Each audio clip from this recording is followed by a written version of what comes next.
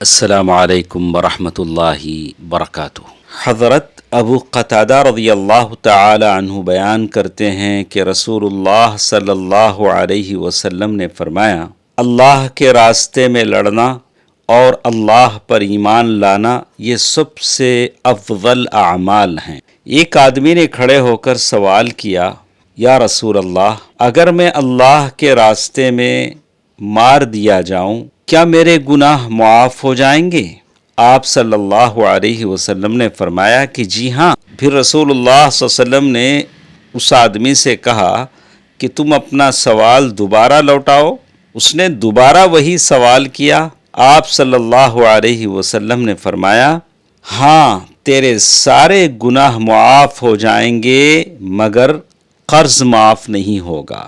فَإِنَّ جِبْرَائِیل قَالَ لِي ذَلِكَ، یہ بات مجھے جبرائیل نے ابھی بتلائی ہے۔ معلوم یہ ہوا کہ قرض ایک ایسی چیز ہے جو شہادت کی موت سے بھی معاف نہیں ہوتی ہے۔ تو جتنے لوگوں نے بھی لوگوں کے قرضے لیے رکھے ہیں وہ اس بات کو غور سے سن لیں اور مرنے سے پہلے جلد از جلد لوگوں کے قرضیں ادا کر دیں۔ اللہ تعالیٰ سب کے مال میں وسعت عطا فرمائے، آمین۔ والسلام علیکم ورحمۃ اللہ وبرکاتہ۔